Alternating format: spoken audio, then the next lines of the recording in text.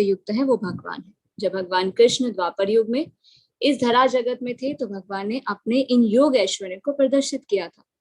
इसलिए पराशर जैसे मुनि, जो कि व्यास जी के पिता हैं, कृष्ण को भगवान के रूप में स्वीकार करते हैं। 10.2 ना तो देवतागण मेरी उत्पत्ति एवं ऐश्वर्य को जानते हैं, ना ही महर्षिगण ही जानते हैं, क्योंकि मैं सभी प्रकार से देवताओं और महर्षियों का भी कारण स्वरूप हूँ। भगवान के कह रहे कि मेरे बारे में कोई भी नहीं जानता कि मेरी उत्पत्ति कैसे हुई है, मेरा ऐश्वर्य क्या है। क्यों नहीं जानते? क्योंकि सब कुछ भगवान से ही तो आया। भगवान ने ही क्या किया, सबको उद्भुत किया। भगवान क्या है, कारण स्वरूप है। कृष्ण सदा से थे, कृष्ण का ना तो आदि है ना अंत है। उन्होंने ही आगे क्या किया, अपना एक्सपेंशन किया, अंश रूप में किया, देवी देवताओं को उत्पन्न किया। सब क्या है, देवी देवता जो है और महर्षि है वो क्या है, भगवान के कारण स्वरूप है। भगवान यहाँ स्वयं बता रहे हैं। ब्रह्म संहिता में ब्रह्मा जी भी कहते हैं, ईश्वर परम कृष्ण सच्चिदानंद विग्रह अनादिरादिर गोविंदा सर्व कारण कारण। भगवान कृष्ण ही ईश्वर है, उनका सच्चिदानंद विग्रह है, ना तो उनका आदि है ना अंत है, और वे सभी कारणों के मूल कारण है। 10.3 जो मुझे अजन्मा अनादि और समस्त लोगों के स्वामी के रूप में जानता है, मनुष्य में केवल वही मोह रहित और समस्त पापों से मुक्त होता है।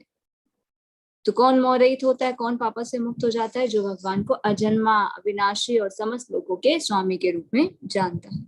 तो भगवद गीता के 7वें अध्याय में भी भगवान ने बताया, 7.3 में क्या बताया, मनुष्य नाम सहस्रेषु कश्चित् यदति सिद्धये।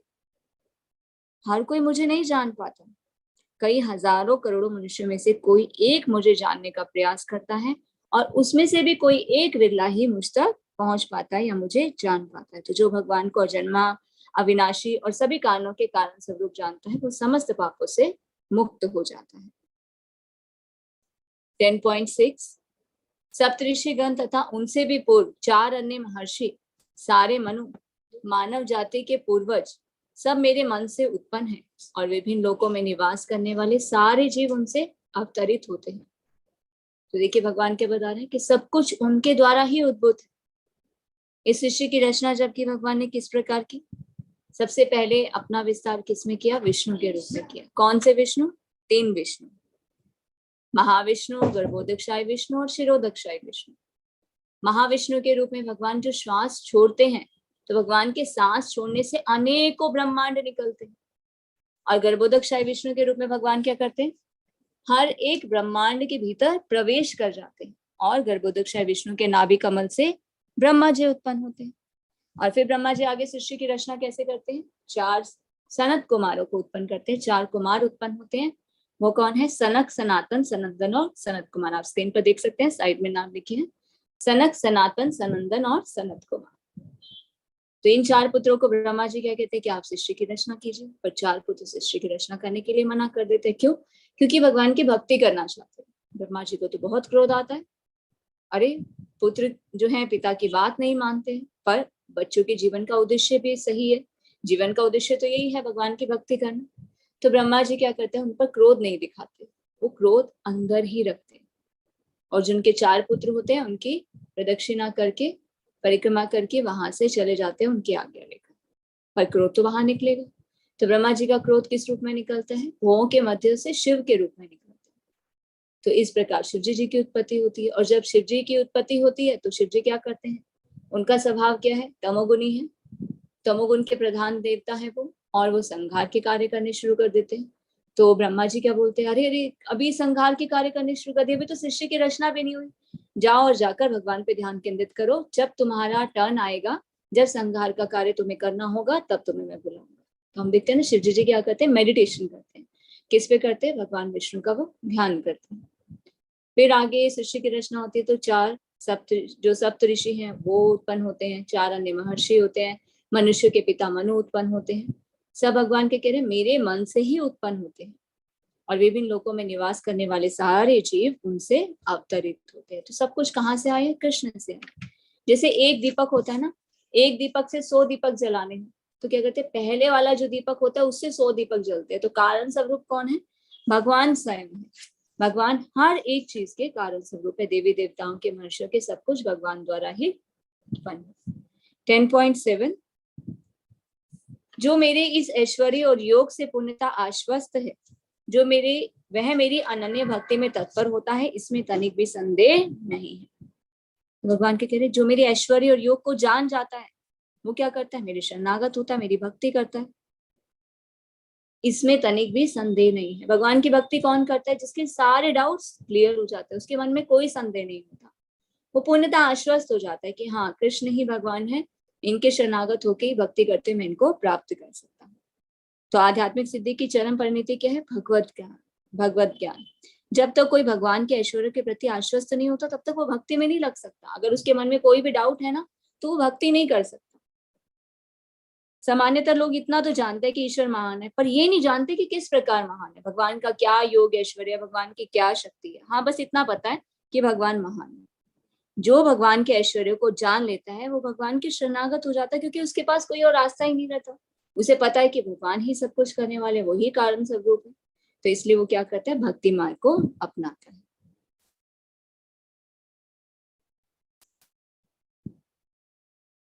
तो 10.8, 10.9, 10.10 और 11 ये 4 श्लोक जो है इसे कहते हैं चतुर्श्लोकी। भगवत गीता का सार है ये 4 श्लोक, जो अब हम आगे 4 श्लोक करेंगे। अगर कोई इन्हें लर्न करना चाहता है तो लर्न भी कर सकता है, उसकी वीडियोस भी हम आपको अवेलेबल करवा देंगे। तो ये चतुर्श्लोकी है जिसमें पूरी भगवत गीता का सार कहा गया है।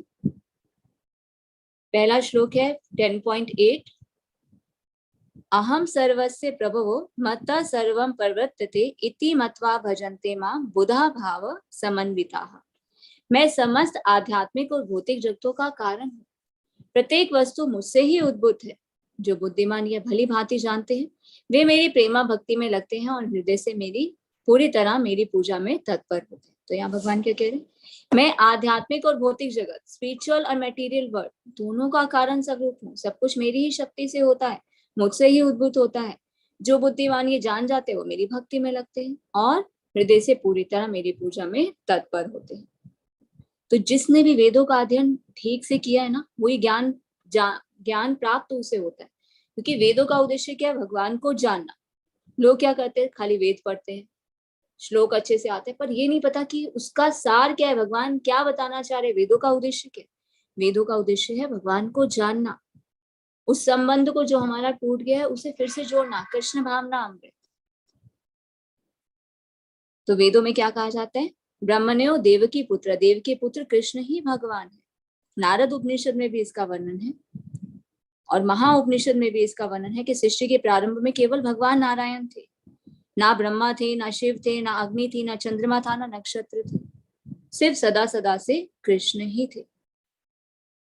महाउपनिषद में भी ये भी वर्णन किया गया कि शिव जी जो है वो भगवान के मस्तिष्क से उत्पन्न होते हैं।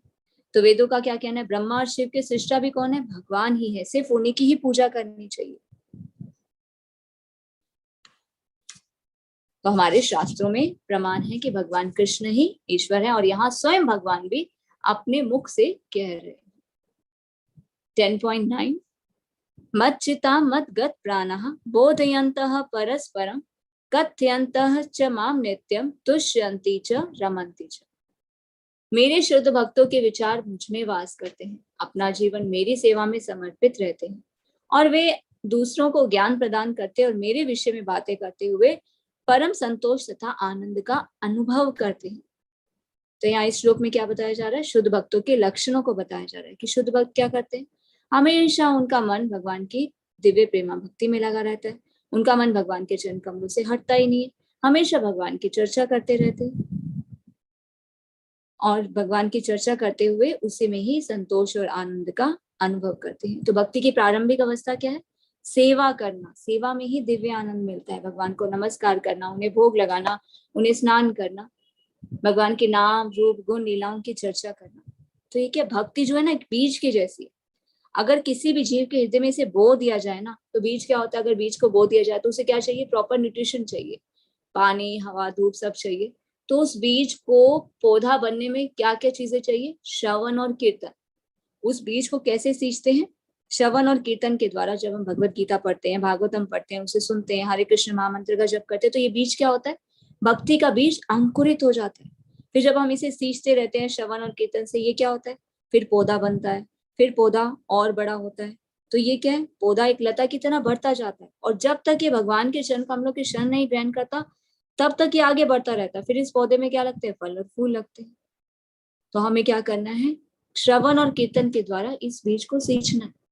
भक्ति हमने करनी शुरू की, इसमें हम आगे कैसे बढ़ सकते हैं, भगवान के चरण कमलों को कैसे पहुंच सकते हैं भगवान के चरण कमल तक, जब तक हम श्रवण और कीर्तन रेगुलर नहीं करते रहते। तो इसलिए रेगुलर हमें श्रवण और कीर्तन करते रहना चाहिए। तो चैतन्य महाप्रभु ने भी बताया कि जब पौधा भगवान के चरण कमलों के शरण ग्रहण कर लेता है तो मनुष्य क्या होता है, पूर्णतः भगवत प्रेम में लीन हो जाता है, तो वह शुद्ध भक्ति की ओर अग्रसर होता है। तो एक भी क्षण वो भगवान के बिना नहीं रह सकता। जैसे मछली होती है, मछली की क्या स्थिति होती है, वो जल के बिना नहीं रह सकती। तो एक अवस्था ऐसी आती है जब भक्त भगवान की भक्ति के बिना रह नहीं सकते। तो हमें ऐसी स्थिति तक पहुंचने के लिए क्या करना होगा, निरंतर श्रवण और कीर्तन करना होगा, इस बीज को सींचते रहना होगा। 10.10 तेषां सतत युक्तानां भजताम प्रीति पूर्वकम ददामि बुद्धि योगम तम येन माम उपयान्ति। जो प्रेम पूर्वक मेरी सेवा करने में निरंतर लगे रहते हैं उन्हें मैं ज्ञान प्रदान करता हूँ जिसके द्वारा वे मुझ तक आ सकते हैं। तो भगवान क्या कह रहे हैं, जो निरंतर मेरी सेवा में लगे रहते हैं उन्हें मैं ज्ञान प्रदान करता हूँ ताकि वो भगवान तक पहुंच सके। वो कैसे, देखिए भगवान तो हर एक जीव के हृदय में परमात्मा के रूप में विराजमान है, पर सुप्त अवस्था में है, सोए हुए हैं। भगवान ना सिर्फ देखते रहते, साक्षी हैं कि हम क्या कर रहे हैं, क्या सोच रहे हैं। भगवान हमारे कर्मों के ही नहीं, हम जो सोचते हैं ना, विचार जो हमारे मन में आते हैं, जो हमारी निष्ठा होती है, भगवान उसके भी साक्षी। भगवान निरंतर देखते रहते हैं हम क्या कर, पर सुप्त अवस्था में रहते हैं, कोई भी रिस्पॉन्ड नहीं करते। पर जो भगवान की भक्ति करता है, भगवान की सेवा में लगा रहता है, तो उसके हृदय में भगवान क्या होता है, जागृत अवस्था में हो जाते हैं। तो जग जाते हैं, जग जाएंगे तो क्या करेंगे, दिव्य ज्ञान हृदय प्रकाशित, तो हमारे हृदय में दिव्य ज्ञान का प्रदान करेंगे। फिर व्यवस्था करते हैं कि कैसे हम भगवान को जान सकते हैं। अब आप सभी कौन है, भाग्यवान जीव, गुरु कृष्ण प्रसादे पाए भक्ति लता बीज। तो आपकी भगवान में श्रद्धा थी, निष्ठा थी, कहीं ना कहीं किसी न रूप में आप भगवान की भक्ति कर रहे थे, सेवा कर रहे थे। तो भगवान ने क्या किया, व्यवस्था की ताकि आप भगवान की वाणी को और अच्छे से जान पाए। आगे आगे आप देखेंगे जैसे जैसे जीवन बढ़ता जाएगा, जितना भगवान को शरणागत होंगे, भगवान व्यवस्था करेंगे, ऐसी सिचुएशन क्रिएट करेंगे, ऐसे एटमोस्फेयर में आपको रखेंगे ताकि आप अपने कर्म भी अच्छे से करते रहें और भक्ति भी करते रहें। अगर आपकी श्रद्धा, निष्ठा, आसक्ति होगी ना भगवान की सेवा करने की, तो भगवान वैसा ही एटमोस्फेयर बना देते, हमें बहुत ही बोलते हैं ना कंफर्टेबल फिर जोन में रखना शुरू कर देते कि हम अपने कर्म भी करें और भक्ति भी करें। भगवान क्या करते हैं, दिव्य ज्ञान का प्रकाश करते हैं ताकि हम भगवान तक पहुंच सके। भगवान तो वेट कर रहे हैं, वो तो हमारा इतना बेसब्री से इंतजार करे कि कब कब ये मेरी तरफ मुड़ेगा, कब मुझे देखेगा, कब मेरे पास आएगा। ये भगवान तो तैयार बैठे हैं हमारी सहायता करने के लिए। हमें क्या करना है, सिर्फ अपनी तरफ से एक स्टेप को फॉरवर्ड करना है। भगवान तो 100 कदम आगे बढ़ाने को तैयार है, और जो एक कदम भगवान की तरफ बढ़ाता है ना, भगवान उसे फिर छोड़ते नहीं। मछली अगर कांटे में फंस जाती है ना, सिर्फ उसे बाहर निकालना बाकी होता है। सिर्फ हमें एक मछली की तरह ना उनके प्रेम में फंसना है, उनकी तरफ मुख करना है, भक्ति करना शुरू करनी, बाकी फिर प्रभु अपने आप अपनी तरफ खींचते ले जाएंगे। 10.11 तेषाम एव अनुकंपार्थम अहम अज्ञानजम तम नाश्यामि आत्मभावस्तः ज्ञान दीपेन भास्वता। मैं उन पर विशेष कृपा करने के हेतु उनके हृदय में वास करते हुए ज्ञान के प्रकाशमान दीपक के द्वारा अज्ञान जन्य अंधकार को दूर करता हूँ। भगवान क्या करते हैं, विशेष कृपा करते हैं, हमारे हृदय में वास कर रहे हैं भगवान, तो क्या करते हैं, अज्ञानता के अंधकार को दूर करते। कृष्ण सूर्य सम माया है अंधकार। हमारी जीवन में जो अंधकार, जिस कारण हम भगवान को नहीं जान पा रहे या उस प्रकार से कर्म नहीं कर पा रहे, भगवान की सेवा नहीं कर पा रहे, भगवान क्या करते हैं, उस सबको हटा देते हैं। ऐसी व्यवस्था करते हैं ताकि हम भगवान को जान पाए।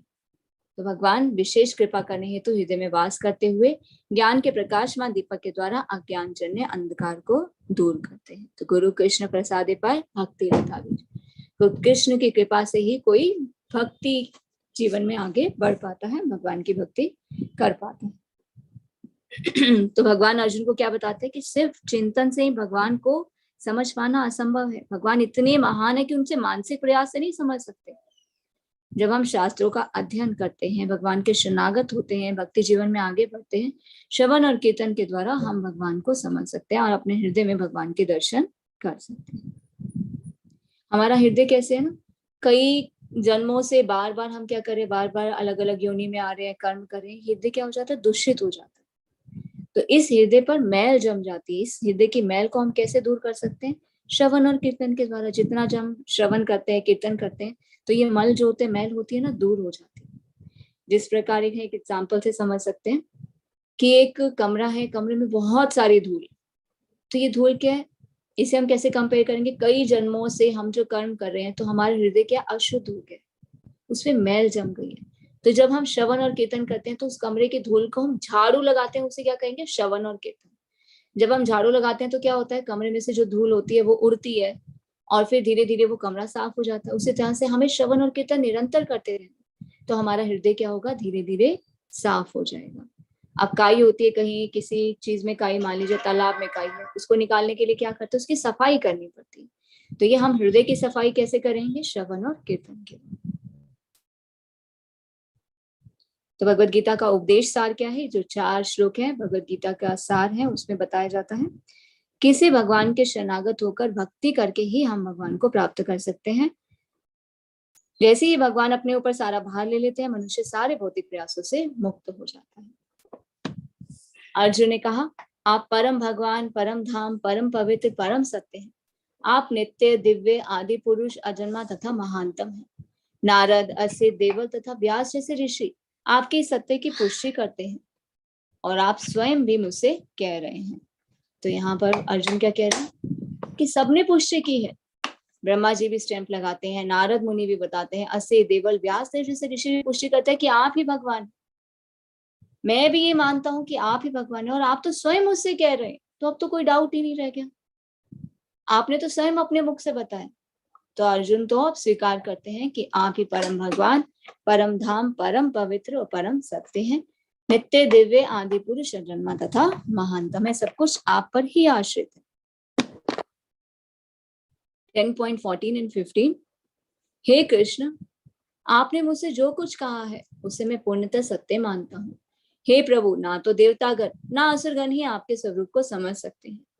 हे परम पुरुष, हे सबके उद्गम, हे समस्त प्राणियों के स्वामी, हे देवों के देव, हे ब्रह्मांड के प्रभु, निसंदेह एकमात्र आप ही अपने को अपनी अंतरंगा शक्ति से जानने वाले हैं। तो यहाँ पे अर्जुन क्या पुष्टि करें कि श्रद्धाहीन और आश्रित प्रकृति वाले लोग कृष्ण को नहीं समझ सकते।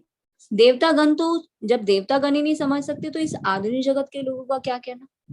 सिर्फ भगवत कृपा से ही, भगवान की कृपा से ही कोई भगवान को जान पाता है। फिर से वही चीज, गुरु कृष्ण प्रसादे पाए भक्ति लता बीज। तो हमें क्या करना है? अर्जुन के पद का अनुसरण करना है। उसे भगवत गीता का प्रमाण प्राप्त था। अर्जुन ने भगवान की वाणी के द्वारा जाना और हमें अर्जुन का ही अनुसरण करना है। कृष्ण की सारी बातें हम इस भगवत गीता के माध्यम से ही समझ सकते हैं, तभी हम कृष्ण को भगवान के रूप में जान पाएंगे और भगवत गीता के सार को समझ पाएंगे कि भगवान को कोई भी नहीं जान सकता। भगवान कौन है?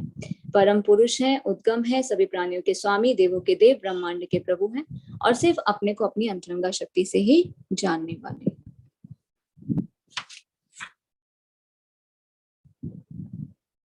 10.17 और 18। हे कृष्ण, हे परम योगी, मैं किस तरह आपका निरंतर चिंतन करूं, आपको कैसे जानूं? हे भगवान, आपका स्मरण किन किन रूपों में किया जाए?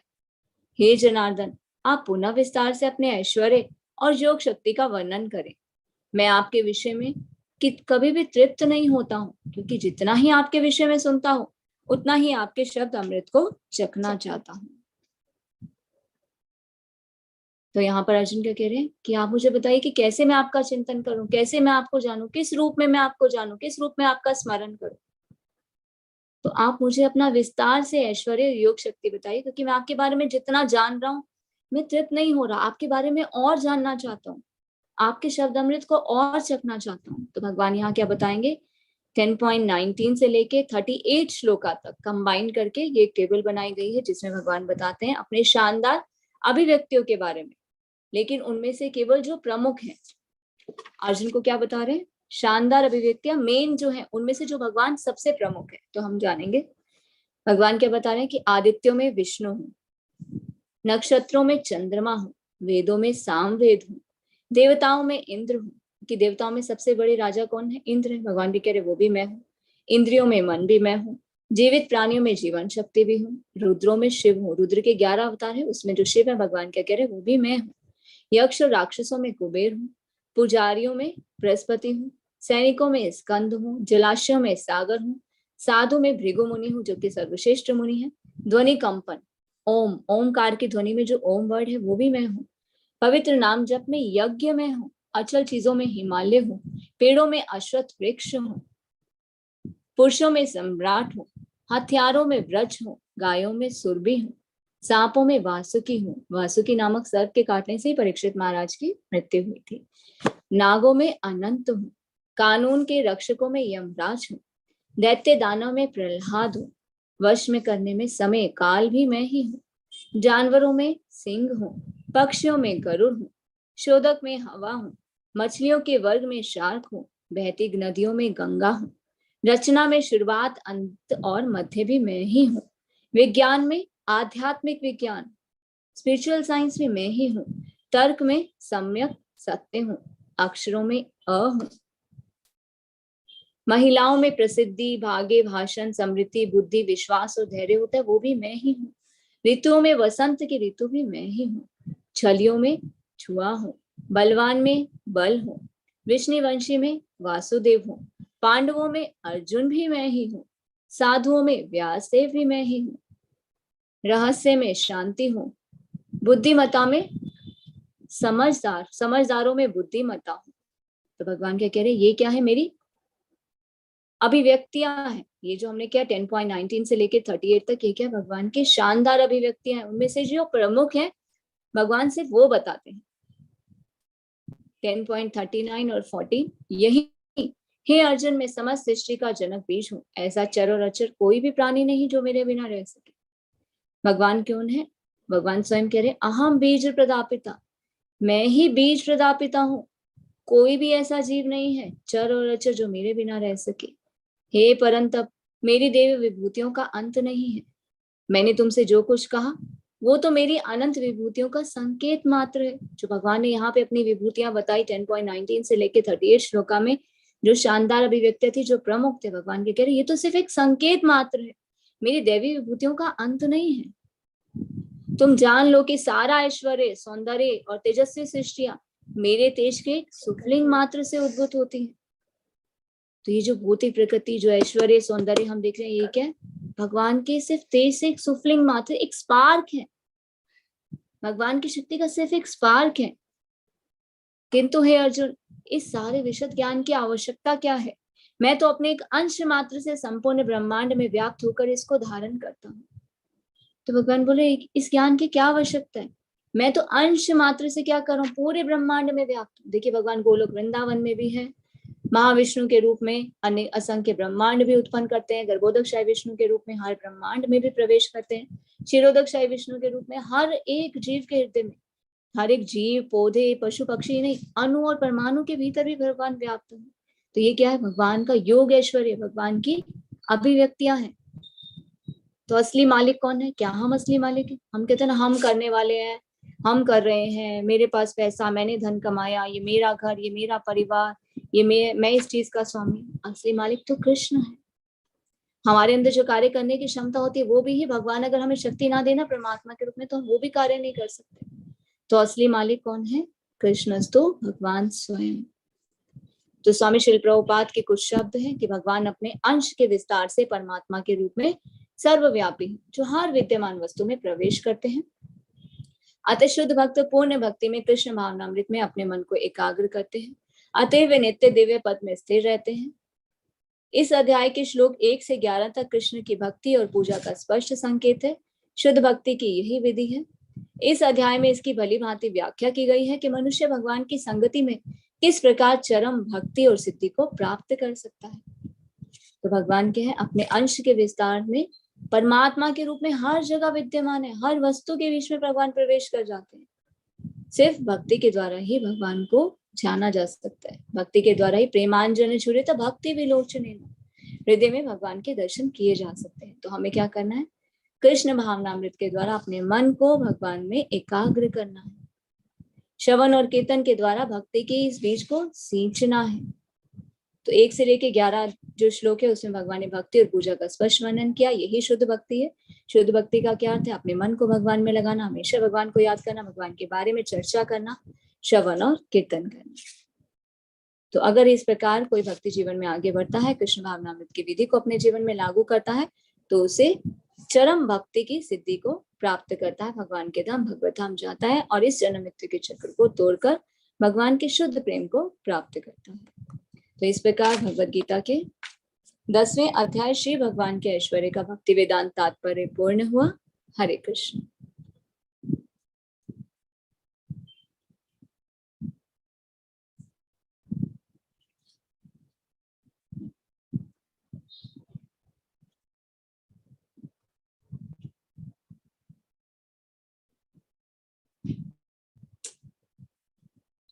अगर किसी का कोई भी प्रश्न है तो वो हैंड रेज भी कर सकते हैं या फिर चैट बॉक्स में भी ड्रॉप कर सकते हैं।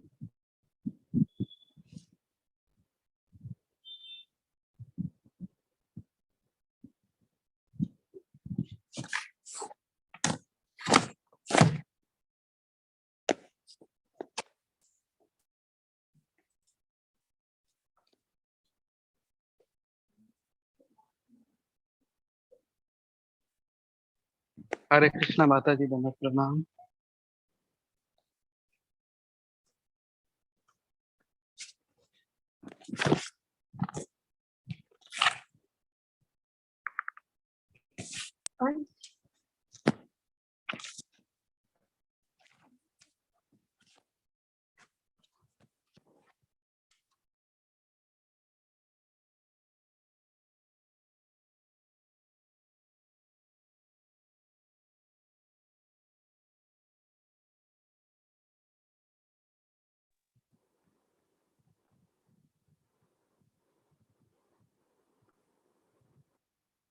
हरे कृष्णा।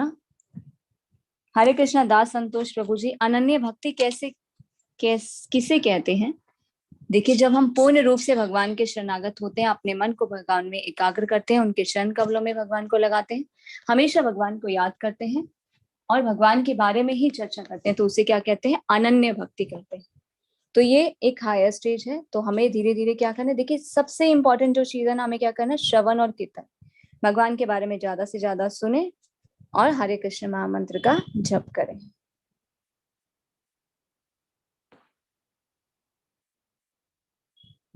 हरे कृष्ण सुमन माता जी, 3 विष्णु के बारे में। ठीक है माता जी। सबसे पहले भगवान क्या करते हैं? विष्णु के रूप में अपना एक्सपेंशन करते हैं। कौन से विष्णु? 3 विष्णु, महाविष्णु, गर्भोदकशाही विष्णु और शिरोदकशाही विष्णु। महाविष्णु के रूप में भगवान क्या करते हैं? श्वास छोड़ते हैं, तो सांस छोड़ने से अनेकों ब्रह्मांड उत्पन्न होते हैं। और फिर गर्भोदकशाही विष्णु के रूप में हर एक ब्रह्मांड में भगवान प्रवेश कर जाते हैं। फिर गर्भोदकशाही विष्णु के नाभि कमल से ब्रह्मा जी उत्पन्न होते हैं। और शिरोदकशाही विष्णु के रूप में भगवान क्या करते हैं? हर एक जीव के हृदय में प्रवेश कर जाते हैं परमात्मा के रूप में। जीव ही नहीं, पशु पक्षी ही नहीं, पक्षी ही नहीं, पेड़ पौधे ही नहीं, अणु और परमाणु में भी भगवान प्रवेश कर जाते हैं।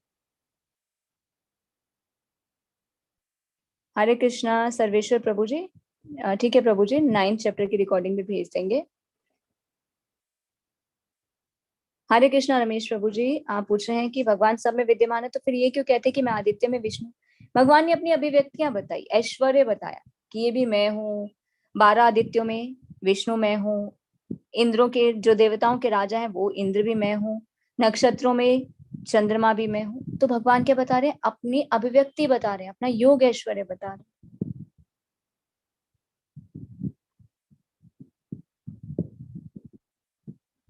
हरे कृष्णा एसवी पांडे प्रभु जी, देखिए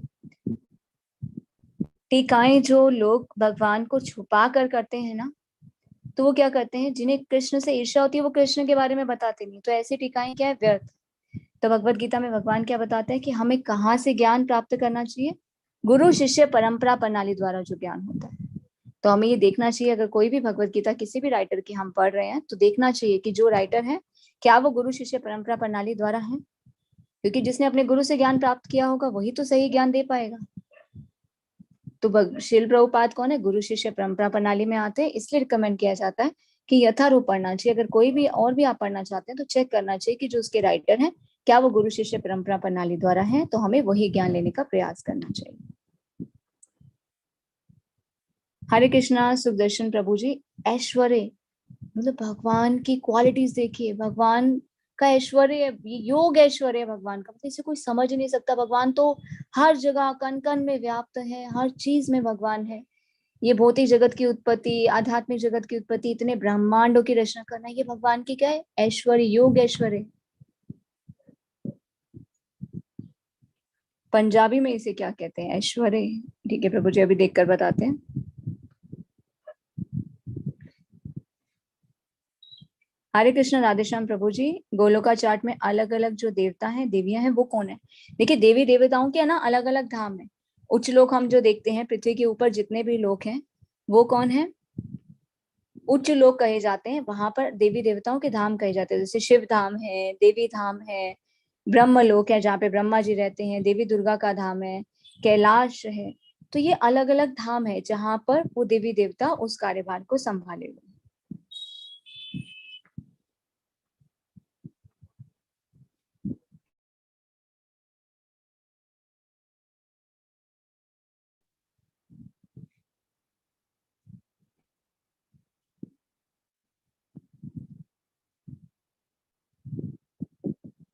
हरे कृष्ण अमित प्रभु जी। जो कीर्तन स्टार्टिंग में आप लगाते हैं बहुत अच्छा लगता है, मन को शांति लगती है। ठीक है प्रभु जी, उसका लिंक हम ग्रुप में शेयर कर देंगे।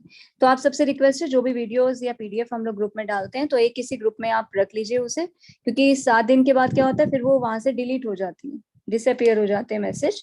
तो जो भी वीडियोस भेजी जा रही है आप उन्हें एक अलग से ग्रुप बना के उसमें शिफ्ट करते हैं। हरे कृष्णा प्रभाकर प्रभु जी।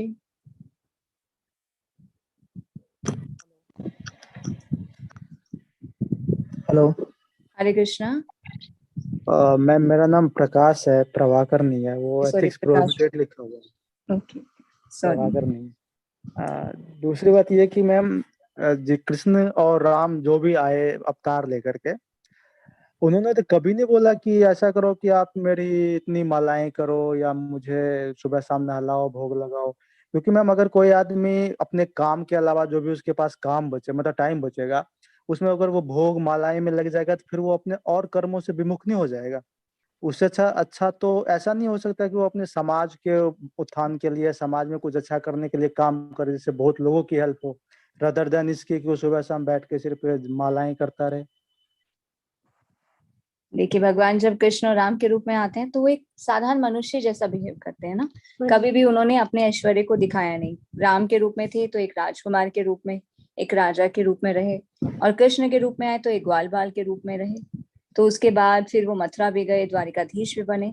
तो हमें शास्त्रों के माध्यम से, वो क्या है, भगवान की लीलाएं हैं। हर युग में भगवान प्रकट होते, क्यों प्रकट होते हमने जाना। परित्राणाय साधूनां विनाशाय च दुष्कृतां धर्म संस्थापनार्थाय संभवामि युगे युगे। भगवान क्या करते हैं, अधर्म जब बढ़ता है, धर्म की स्थापना करने के लिए, दुष्टों का विनाश करने के लिए, अपने भक्तों का उद्धार करने के लिए प्रकट होते हैं। तो इस कलयुग में भगवान चैतन्य महाप्रभु के रूप में आए। तो कलयुग में भगवान ने कैसे उद्धार किया भक्तों का? हरे कृष्ण महामंत्र का जप देके, क्योंकि कलयुग में लोगों मैम के पास गीता में समय भी नहीं है। आप ये गीता में भी मेंशन तो नहीं है, अर्जुन को तो कभी नहीं बोला कैसा कर तू जाके मेरा माला जाप कर। तो भगवान ने क्या बोला, मन मनाभ मद भक्तो। हमने कल श्लोका किया था ना कि तुम अपने मन को मुझ में लगाओ, मेरी सेवा करो, मेरी पूजा करो, मेरे ये शरणागत तो हो। ठीक है। हाँ, ये तो ठीक है। ये तो और भी तरीके हैं ना मैम, इसको तो सरेंडर कर दो आप भगवान के सामने मन से। उसके लिए आपको ये चीजें करके और दूसरी बात ये है कि मैम, जैसे आपने बोला चैतन्य महाप्रभु कृष्ण के अवतार थे, तो हनुमान जी तो मैम उस समय ऐसा माना जाता है कि वो अभी चिरंजीवी है, तो वो जब पृथ्वी पे ही थे तो फिर उनका अवतार कैसे हुआ? और दूसरी बात, जब चैतन्य महाप्रभु थे, धर्म संस्थापनार्थ है या श्लोक के अगर आप देखो तो उसमें तो मुगलों का काल था, 550 साल पहले, शायद 1700-1800 ईस्वी के आसपास। तो फिर तो धर्म स्थापना हुई कहाँ तब? तो उन्होंने क्या किया, कोई अस्त्र शस्त्र नहीं उठाए ना। एक भक्त के रूप में भगवान कुछ कार्य खुद करके गए, बाकी अपने भक्तों को छोड़ के गए। षट गोस्वामी ने वो कार्य किया जो उनके और मेन जो शिष्य थे उन्होंने कार्य किया। अगर आप देखें मथुरा की हिस्ट्री, आज जो हम मथुरा वृंदावन जा पाते हैं, वहां पर मुगलों का कितना अटैक था। वो तो आज तक है मैम।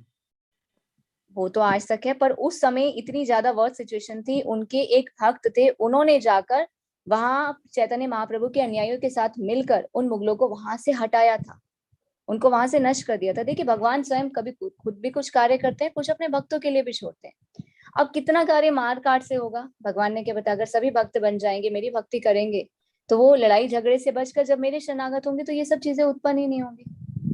लेकिन मैम जब तक चैतन्य महाप्रभु से पहले के जो अवतार थे, मतलब कृष्ण तक, उन्होंने तो सारा काम खुद ही किया, उन्होंने भक्त के लिए कुछ छोड़ा ही नहीं। हाँ, तो महाभारत खुद ही निपटा दिया, रामायण खुद ही निपटा दिया, उन्होंने तो कुछ नहीं छोड़ा। अपने भक्त अर्जुन से करवाए ना, मारने को तो भगवान भी मार सकते थे कौरवों वो को, फिर खड़े थे अर्जुन ना को वहां क्यों? पे, करवाए खड़े तो थे कृष्ण ही। अपने, हाँ, और कृष्ण ने कृष्ण हट करवाया। जाते तो वो अर्जुन एक भी दिन नहीं जीत पाते थे मैम, वो अर्जुन। अर्जुन करना नहीं चाहते थे, पर भगवान अगर उन्हें गीता का उपदेश नहीं, देखिए इस चीज को हम कैसे समझेंगे ना, ये भगवान की दिव्य लीलाएं एज अ ड्रामा। ड्रामा क्यों किया जाता है, पीछे कोई ना कोई कारण होता है, कोई शिक्षा देने के लिए। तो जब भी हम भगवान की दिव्य लीलाएं सुनते हैं ना, तो उससे हमें कैसे देखना चाहिए कि भगवान उससे हमें क्या सिखाना चाहते हैं। हर एक लीला के पीछे कोई ना कोई उद्देश्य होता है, कारण होता है कि भगवान उससे हमें क्या सिखाना चाहते हैं। अब चैतन्य महाप्रभु आए, क्या दिया, संकीर्तन यज्ञ। कलयुग का क्या यज्ञ है, हरे कृष्ण महामंत्र का जप करना। चैतन्य महाप्रभु ने क्या देखा, इस कलयुग में लोग तो कुछ भी नहीं करे, ना यज्ञ दान ना तपस्या, तो कैसे भगवान के पास जाएंगे, कैसे जन्म मृत्यु के तोड़े चक्र को तोड़ेंगे। तो उन्होंने क्या दिया, हरे कृष्ण महामंत्र का जप दिया। समाज के कार्य करना भी अच्छा है, भगवान ये नहीं कह रहे कि कुछ भी करना बंद करो, जीवों के प्रति दया भाव भी होना चाहिए, पर भक्ति इज इम्पोर्टेंट। हमारा जो संबंध भगवान के साथ टूट गया, वो सिर्फ मनुष्य योनि में ही हम जोड़ सकते हैं। अगर हम इस योनि को भी ऐसे ही वेस्ट कर देंगे सिर्फ सकाम कर्म करके, तो फिर क्या होगा, हमने अभी जाना ना भगवत गीता में, हम कब से पढ़ रहे हैं, सकाम कर्म करते हैं तो क्या होगा, उच्च लोकों में जाएंगे, स्वर्ग में जाएंगे, फल भोग लेंगे, उसके बाद फिर से वापस इस धरती पर आएंगे। तो हमें इस चक्र को तोड़ना है। वो हम कैसे तोड़ सकते हैं, जब हम भगवान के शरणागत होंगे, भक्ति करेंगे। तो भगवान ये भी तो नहीं कह रहे कि खाली भक्ति करो, कर्म करना बंद कर दो। भगवान ने क्या बोला, कर्म करना तुम्हारा कर्तव्य है, कर्म के फल को मुझे समर्पित करो और साथ में भक्ति करो। तो हमें मैम एक रेसिप्रोकेट दो भगवान को करना है, प्रेम भगवान को अर्पित करते हैं। देखिए भोग लगाना, हरे कृष्ण। अब इस संसार में, भौतिक जगत में, अगर कोई किसी से प्रेम करता है, तो प्रेम करने के लिए कोई ये तो नहीं कह सकता हाँ मन ही मन प्रेम करते हैं, कुछ क्रियाएं तो हम करते हैं। एक लड़का भी अगर किसी लड़की से प्रेम करता है इस भौतिक जगत में, तो वो उसके साथ बात करेगा, उसको समय देगा, उसे कोई गिफ्ट देगा, उसके साथ बैठ के खाना खाएगा, उसे घुमाने लेकर जाएगा। तो ये क्या है, प्रेम दर्शाने के तरीके है ना। तो ये भक्ति लेकिन मैम करना वो भगवान इंसान को, है ना, लड़का लड़की वाली बात अलग हो जाती है, वो इंसान है। लेकिन परमात्मा जब आत्मा में ही निवास करते हैं तो उनको हम कहाँ घुमाने लेते हैं। वो तो फीलिंग से ही कनेक्टेड है ना, कि हमारे प्रति उनकी, फीलिंग्स हमारे को प्रति शो भी तो करना चाहिए। ये भक्ति वही फीलिंग्स को किसके शो ही सामने तो शो करना। करें मैडम, शो किसके सामने करें, जो हर एक जगह है, उनके सामने कैसे शो करें। वो तो हर एक जगह ही है, उनको कैसे दिखाएं कि मैं आपके मंदिर आ रहा हूँ। वो तो हर एक जगह है। जब अणु परमाणु में है तो उनको मंदिर जाने की फिर क्या जरूरत है। वो तो दिल में होनी चाहिए मैम, वो तो। वो तो दिल में है ही, वो तो सुप्त अवस्था में, उन्हें जागृत अवस्था में करना है। तो कैसे करेंगे, भक्ति करके उनके शरणागत होके। कोई एक और दूसरी लड़का बात, लड़की को लव लेटर भेजता है, तो वो लड़की जब तक उस लव लेटर को खोलेगी नहीं, पढ़ेगी नहीं, उसे आंसर नहीं देगी, तो कैसे पता चलेगा कि हाँ वो उससे प्रेम करती है। वो प्रेम पूर्ण कैसे होगा, भगवान तो हमसे प्रेम कर रहे हैं। ये हाँ, शास्त्र क्या है, ये एक लव लेटर जैसे हमें पढ़ना है कि भगवान हमसे प्रेम करते हैं, हमें भी आगे रेसिप्रोकेट करना है। रेसिप्रोकेट हम कैसे कर सकते हैं, भक्ति के द्वारा। तो दूसरी बात, जो अनकंडीशनल लव जहाँ तक आपने बताया, जैसे भगवान से हम करते हैं कि भगवान ने सबको समर्पित कर देना, तो जब उस पर कोई चाह होती ही नहीं है, तो फिर मुझे लेटर पढ़ने के बाद उसके आंसर में इंटरेस्ट ही क्यों हो। ये तो प्रभु जी आप तो बिल्कुल वो बात कर रहे हैं कि बिल्कुल ही नास्तिक, मैं तो समझना ही नहीं चाहता, जानना ही नहीं चाहता। देखिए भगवान की वाणी, भगवान हमें क्या बताना चाह रहे हैं, हमें वो समझना है। भगवान हमसे प्रेम करते हैं, हम भगवान से विद्रोह करके आए हैं, हमें इस मनुष्य योनि में भगवान के पास वापस जाना है। वो हम कैसे जा सकते हैं, सिर्फ भक्ति के द्वारा। भगवान एक सरल रास्ता बता रहे हैं। भक्ति नहीं करेंगे तो क्या होगा, बार बार जन्म मृत्यु के चक्र में आएंगे। भगवान हमें दुखी नहीं देखना चाहते। आज हम मनुष्य हैं, आप बहुत सुखी हैं, क्या लगता है आपको, बहुत सुखी हैं आप जीवन में? हाँ जी मैम। बहुत सुखी हैं, आगे आने वाले समय में बहुत सुखी रहेंगे। हाँ, क्योंकि मैं भगवान पे सिलेंडर कर चुका हूँ। मैं मानता हूँ कि जो होता है भगवान की कृपा से होता है, और वो जो होगा उनकी मर्जी से होगा, और मेरे लिए अच्छा ही होगा, ऐसा मैं बहुत पहले से मान चुका हूँ। मैं गीता लगभग 12 साल से कर रहा हूँ, मतलब गीता पाठ जब मैं 9वीं 10वीं क्लास में था तब से। लेकिन मैंने कृष्ण को जैसा समझा और आप लोग जैसा बता रहे हो, उसमें डिफरेंस है, इसलिए मेरे इतने सारे क्वेश्चन है। अदरवाइज ऐसा नहीं है कि मैं नास्तिक हूँ या ऐसा कुछ है। अच्छा ठीक है, एक एग्जाम्पल से हम और समझते हैं। आपकी माता है, हाँ जी। तो आपको कभी भूख लगी होती है, माता तो आपसे बहुत प्रेम करती हैं, आपकी माता कभी ये कहती है बेटा मैं तुमसे बहुत प्यार करती हूँ, आप कहोगे मम्मी मुझे भूख लगी है मुझे खाना दो, बेटा मैं तुमसे बहुत प्यार करती हूँ ना, खाना क्या करना है, उसी से पेट भर लो ना, मैं तुमसे बहुत प्रेम करती हूँ। पर चाहिए ना खाना, वो क्या है, जब तक ये प्रेम अगर कोई कितना भी कहे पर दिखाना तो पड़ेगा। हाँ आप सरेंडर कर चुके, that is the very first thing कि आपने भगवान को सरेंडर कर लिया, आप भगवान की वाणी को समझ रहे हैं, पर प्रेम एक्सप्रेस भी तो हमें करना है। भगवान जब मतलब हमारे आप साथ, ये कह रही हो कि एक्शन ज्यादा इम्पोर्टेंट है रादर देन मतलब मन से जो हम सरेंडर करते हैं वो कुछ भी नहीं, हमें एक्शन दिखाना चाहिए, ऐसा है क्या? देखिए प्रेम दिखाने से महसूस होता है ना, भगवान को हमें दिखाना, भगवान स्वयं कहते हैं ना किस प्रकार से तुम मुझे दिखा सकते हो, पत्रम पुष्पम फलम तोयम यो मे भक्त्या प्रयच्छति तद अहम भक्ति उपृतम अश्नामि प्रयतात्मा। प्रेम और भक्ति के साथ ये प्रेम दर्शाने के तरीके हैं। आप नहीं दिखाएंगे तो ठीक है, आप मन ही का मन कह रहे हैं हाँ भगवान जानते हैं मैं प्रेम करता हूँ, भगवान भी आपको जानते हैं हाँ प्रेम करता हूँ, पर दिखाना भी तो हमारा फर्ज है ना। ये तीसरा मैम स्टेप आता है भजन क्रिया। देखिए भक्ति योगा आप आगे पढ़ेंगे, पहले ही आपकी श्रद्धा फेथ आपका हो गया, अब आप क्या कर रहे हैं, संघ में रह रहे हैं, संघ में और जानने का प्रयास करें, तो इससे क्या होगा, आप और आगे परफॉर्म करेंगे डिवोशनल सर्विस, उसे कहते हैं भजन क्रिया। ये स्टेप्स होते हैं, 9 स्टेजेस होते हैं भक्ति योगा के। तो भगवत गीता पढ़िए, आगे भागवतम भी पढ़िए और पता चलेगा भगवान के बारे वो तो ठीक है। में। दूसरी बात मैम, ये जो अभी आप प्रभुपाद जिस जी, स्टेज पे सॉरी, है ना प्रभु जी, अभी आप फर्स्ट स्टेज पे हैं, अब आपको धीरे धीरे आगे बढ़ना, आपने शुरुआत कर दी, नींव बहुत स्ट्रांग है आपकी, पर आगे आगे आपको बढ़ना है। जी जी प्रभु जी, आप कुछ कह रहे थे। सॉरी, ये जो कृष्ण के जो अवतार बताए आप, जो 550 साल पहले आए थे, जी, तो उनको ये रिकॉग्निशन किसने कहाँ पे मिला कि वो कृष्ण के ही अवतार थे? वो वेद व्यास जी ने लिखा था क्या? वेद व्यास जी ने 11.5.32 आप भागवतम में चेक कर सकते हैं। अगर आपके पास भागवतम का पीडीएफ नहीं है हम ग्रुप में भेज देंगे, नहीं तो आप गूगल भी कर सकते हैं। गूगल में लिखिए श्रीमद् भागवतम 11.5.32, 11वें मतलब स्कंद पहले का ही लिख लिया। 5वां अध्याय और 32वां श्लोक, उसमें लिखा हुआ चैतन्य महाप्रभु के बारे में। उसमें ही नहीं, नारद पुराण, हमारे उपनिषद हैं, पद्म पुराण, स्कंद पुराण, गरुड़ पुराण, सब में वर्णन है कि भगवान का ये छद्म अवतार होगा। ओके, अभी आप दूसरे का ले लो क्वेश्चन, फिर बाद में पूछेंगे। जी प्रभु जी, थोड़ा सा ना वेरीफाइड कीजिए, शास्त्रों में हमारे प्रमाण है, तो जब हम नहीं, प्रमाण से कुछ बोलते हैं, शास्त्रों हाँ से ही ना क्वेश्चन अराइज होता है मैम, क्योंकि कई बार हम उसको अलग तरीके से पढ़ते हैं, और भी जो बड़े बड़े गुरु बैठे हैं जैसे सदगुरु हैं, उनके भी मैं काफी चीजें देखता हूँ, तो उनका भी एक अपना एक पर्सपेक्टिव है, वो भी ठीक है। पूरे पूरे वहाँ भी ऐसा नहीं है कि मैं गलत ही मान लूँ। तो उसमें अलग अलग चीजें, और जब सारे लोग एक ही भगवान के बारे में बातें करें, फिर वो अलग अलग बात कैसे कर सकते हैं? मेन क्वेश्चन नहीं है, या तो आप गलत हो या वो गलत है, या उसका दोनों का इंटरप्रिटेशन गलत है। उसमें तो एक होना चाहिए ना, जब मैं भी किसी एक के बारे में बात कर रहा हूँ और वो भी किसी एक के बारे में बात कर रहा है, तो फिर अलग नहीं हो सकता। और अलग हो रहा तो सब अपनी अपनी मर्जी से बात कर रहे हैं, फिर भगवान को बिल्कुल। कोई जान ही नहीं रहा। इसीलिए तो कहते हैं हमारा ये उद्देश्य क्या है, हम ये नहीं कह रहे जो हम बोल रहे हैं उस पर विश्वास कीजिए, भगवत गीता को खुद पढ़िए, आप तो पढ़ भी चुके हैं, 12 साल से आप पढ़ भी रहे हैं, तो आप भगवान की वाणी को सही समझिए ना। मैं कुछ बोलूं कोई कुछ बोले, आपको 1000 लोग मिलेंगे, 1000 लोग अपनी बात कहने का तर्क रखेंगे, आपको भगवान की वाणी को जाना। हमारे ये 18 डे कोर्स का क्या मीनिंग है, ताकि हम लोगों को उत्साहित करें कि भगवत गीता को और अच्छे से गहन अध्ययन इसका कर सके, क्योंकि शास्त्र ही प्रमाण है, किसी के कहने पे नहीं जाना चाहिए। शास्त्र पढ़िए, भगवत गीता पढ़िए, उसके बाद लेवल आप एक और अपना बढ़ाइए, श्रीमद् भागवतम पढ़िए, फिर आपका कोई डाउट नहीं रह जाएगा, guarantee damn sure. Okay, thank you. आपको किसी को सुनना नहीं पड़ेगा, किसी को भी, आप अगर भागवतम को पढ़ लेते हैं। हाँ मैम, मैं भी वही कोशिश करता हूँ, वेद वगैरह भी खुद से ही कि कोशिश देखिए करता खुद हूँ। पढ़ेंगे ना प्रभु जी, फिर डाउट नहीं रहेगा ना, खुद शास्त्र से प्रमाण लेकर आप पढ़ रहे हैं, फिर आप 10 लोगों को देख के फिर पहचान सकते हैं कि कौन सही है और कौन गलत है। इसलिए तो मैम मैं सिर्फ संस्कृत का जो ट्रांसलेट हिंदी में है ना, एग्जैक्ट वर्डिंग वही पढ़ता हूँ, तात्पर्य वात्पर्य किसी का लेता ही नहीं, क्योंकि क्या पता वो भी कहीं से कुछ डाल दो, इसलिए मैं सिर्फ वर्ड का सिर्फ मीनिंग ही लेता हूँ, उसी को समझने की कोशिश करता हूँ, उसमें जो डॉट होता है वही पूछता हूँ बस। ठीक है प्रभु जी, जैसे आपको ठीक लगे वो करें, देखिए तात्पर्य से थोड़ा इजी हो जाता है समझना, बाकी अगर लेकिन आपको वो मैम उस कंफर्टेबल लगे। अपनी हाँ मर्जी ठीक से है, भी कोई, डाल देते हैं लोग। जी जी प्रभु जी ठीक है। हरे कृष्ण। Thank you.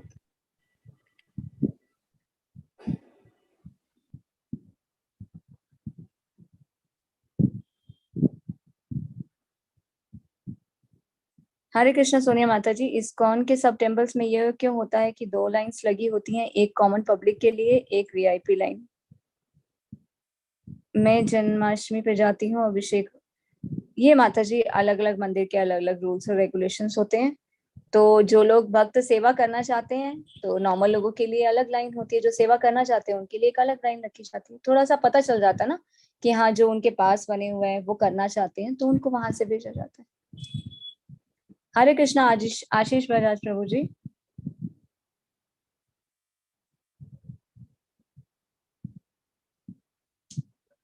हरे हरे कृष्णा। कृष्णा। हरे कृष्ण। हरे कृष्णा प्रभु जी। माता जी, मेरा क्वेश्चन था आलस को कैसे दूर करें। आपने उसको बहुत अच्छे से बताया था, लेकिन उसके बाद भी ऐसा है कि आलस शरीर से जाता नहीं है। मतलब मैं चाहता हूँ सुबह जल्दी उठना, सारे काम जल्दी करना, अपने आप को रात को सोने से पहले पाठ करता हूँ, उसके बाद पूरा ध्यान लगाता हूँ, उसके बाद सोचता हूँ कि सुबह जल्दी उठूंगा, सारे काम टाइम टू टाइम करूंगा। उसके बाद भी ऐसा क्यों होता है कि सुबह उठने के टाइम पे जब अलार्म बजता है तो अलार्म को बंद करके फिर सो जाता हूँ। वेरी नाइस क्वेश्चन प्रभु जी, क्योंकि हम लोग भी इसी से सफर कर चुके हैं। तो इसके लिए कुछ हमें ट्रिक्स भी यूज करनी होंगी। पहली ट्रिक क्या? शाम को एक तो संध्या होने के बाद खाना ना खाएं। दिन में खूब खाएं, शाम को ना खाएं, क्योंकि जो संध्या होने के बाद जो हम खाना खाते हैं ना, हाँ सूर्य जी। अस्त होने के बाद जितना भी खाना खाते हैं वो क्या होता है, डाइजेस्ट नहीं होता, उसकी वजह से आलस आता है, हम चाह कर भी उठ नहीं पाते। तो इसलिए रात को खाना नहीं चाहिए, वो हेल्थ के लिए भी अच्छा है और आलस को भगाने के लिए भी अच्छा है, हर तरफ से बेनिफिशियल है। और रात को थोड़ा जल्दी सोने की आदत डालें, क्योंकि रात को जितना देर से सोएंगे, अब शरीर एक मशीन की तरह, इसे भी आराम चाहिए। तो हाँ कम जी। से कम 6 घंटे की नींद होनी चाहिए। 12 बजे से पहले जितना हम सोते हैं, मान लीजिए 10 बजे सो गए, तो 10 से 12 बजे तक की नींद वो 4 घंटे की नींद होती है। और 12 बजे के बाद जितना हम लेट करते हैं ना, वो और आधा हो जाता है। मान लीजिए 12 से 2 बजे की नींद होती है, वो 1 घंटे की नींद मानी जाती है। तो कोशिश करना चाहिए रात को थोड़ा जल्दी सोएं। और खाना जो हम खाते हैं उसमें ज्यादा फ्राई चीजें हम लोग ना खाएं, और कोशिश करें फ्रूट्स जूसेस वगैरह लें। तो उससे क्या होता है, बॉडी में एनर्जी बनी रहती है, क्योंकि जैसा हमारा खाना होता है ना, उसी से ही हमारा हम्म। मन भी बनता है। जो आलस आना मेन चीज जो होता है वो हमारे खाने पे डिपेंड करता है। अगर हम चाहते हैं हम एक्टिव बने, तो फ्रूट्स नेचुरल चीजों का हमने अपने रूटीन लाइफ में हम उसे ज्यादा से ज्यादा ऐड करें। हैवी चीजें हम लोग ना खाएं, मीठा कम खाएं, फ्राई चीजें ना खाएं, और शाम को सूर्यास्त के बाद ना खाएं। और भक्ति जीवन में ऐसे ही प्रयास करते रहें, श्रवण और कीर्तन करें, धीरे धीरे हम देखेंगे कि हम अपने आलस को भी छोड़ पाएंगे। हाँ, एक टाइम था जब हम सारे काम टाइम टू टाइम करते थे, सारी चीजें एक सेट हो जाती थी, और सुबह टाइम से उठना, सारे भगवान पूजा पाठ सब करना, शाम को भी करना। जहाँ तक कि बहुत कुछ किया है, लेकिन अभी इस समय ऐसा लग रहा है कि बिल्कुल हार गया हूँ। मतलब इस तरीके से शरीर हो गया या साथ नहीं दे रहा, सुबह उठने में बिल्कुल मन भी साथ नहीं दे रहा और शरीर भी साथ नहीं दे रहा। मैं ये ट्रिक आपकी जरूर ट्राई करूंगा कि संध्या होने से पूर्व खाना खाऊंगा, उससे पहले उसके बाद नहीं खाऊंगा। उसके ये बाद रात आपने को एक भूख नई लगे, चीज, दूध और हाँ ड्राई फ्रूट्स लीजिए रात हाँ, को आपने एक सिर्फ। नई नई चीज मुझे बताई है जो मेरे को अभी तक किसी ने नहीं बताई। ठीक। हरे कृष्ण। हरे कृष्ण प्रभु जी, दंडवत प्रणाम। तो इससे हेल्थ भी अच्छी रहेगी, बॉडी भी एक्टिव रहेगी, क्योंकि भक्ति जीवन के लिए ये चीजें बहुत जरूरी है। ठीक है, मैं ट्राई जरूर करूंगा, इसको कल से ही अप्लाई करूंगा, क्योंकि अभी तो हम अपने आप को खराब कर चुके हैं, देखा है भोजन तो कर चुके कोई हैं। बात नहीं प्रभु जी, जब हमें समझ आए तब हमें तुरंत एक्टिव हो जाना चाहिए।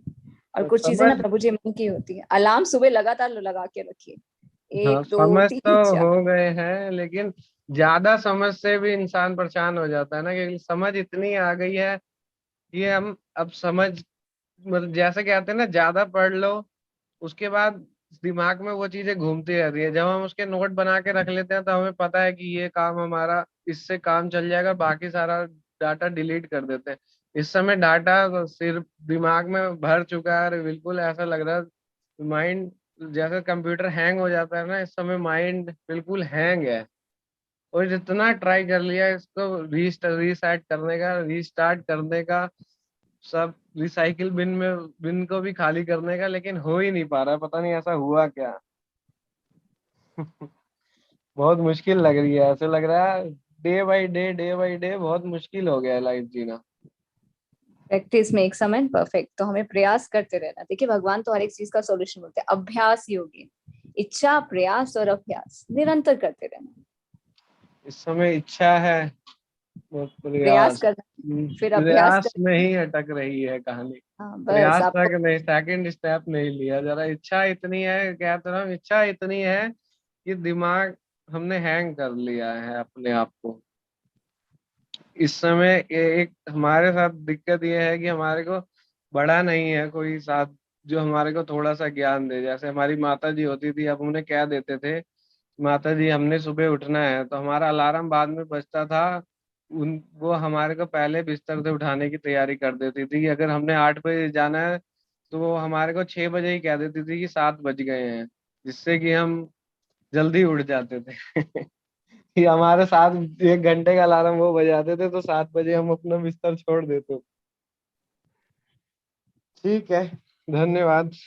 हरे कृष्ण प्रभु जी। हरे हरे कृष्णा कनक माता जी।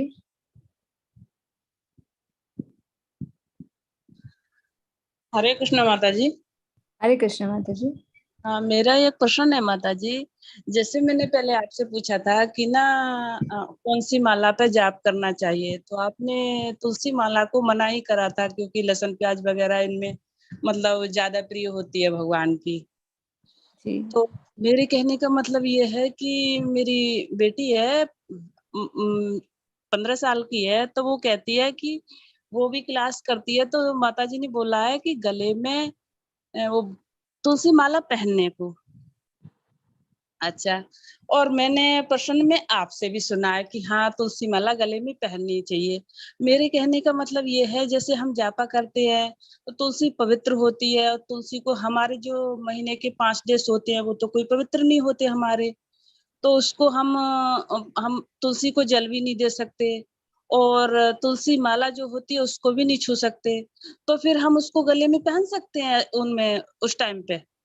देखिए माता जी, तुलसी माला जो गले में पहनते हैं वो अलग होती है, और जो हम जिस पे जप करते हैं वो अलग होती है। जप करते हैं, जप क्या, ये महामंत्र है ना, तो ये हाँ बहुत जी। पावरफुल हो जाती है, बहुत प्रीशियस हो जाती है ये माला। तो इसलिए उस समय पे हम यूज नहीं करते हैं। तो जो तुलसी है बहुत ही भगवान को प्रिय होती है, और उसपे भगवान के नाम का जप करें। गले में जी, आप धारण कर सकते हैं, उसमें कोई दिक्कत नहीं है। धीरे धीरे हमें प्रयास भी करना चाहिए प्याज लहसुन छोड़ने का। अच्छा ऐसा माता नहीं है जी। कि हम उन डेज में गले में से उतार देते हैं, ऐसा नहीं है, रेगुलर पहन के रखते हैं। जो जप करते हैं उसे टच नहीं करते। अच्छा माता जी, मेरे को कुछ ऐसा मतलब अंदर से दुख सा लगा कि माता जी को हम छूते नहीं, वो पवित्र हैं, उसको हम गले में डाल के घूमेंगे कि नाम तो उसका भी तुलसी है, तो फिर उस हिसाब से मैंने आपको ये प्रश्न दोहराया है।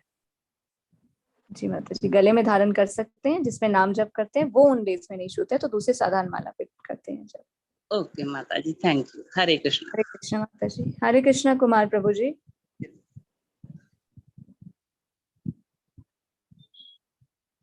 हरे कृष्ण कुमार प्रभु जी।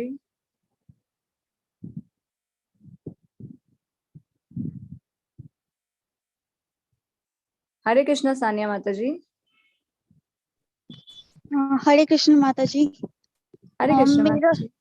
मेरा ये क्वेश्चन था कि हम ओवर थिंकिंग और नेगेटिव थॉट्स को कैसे कम कर सकते हैं, बिकॉज मैं बहुत ज्यादा ओवर थिंकिंग करती हूँ। एंड हर चीजों में होता है ना कि मुझे डर लगता है कि कभी कुछ बुरा ना हो जाए, क्योंकि बचपन में बहुत कुछ ऐसा था जो कि बुरा हुआ है। बट अभी सब ठीक है, बट वो होता है ना कि यादें हमेशा मतलब रहती हैं दिमाग में।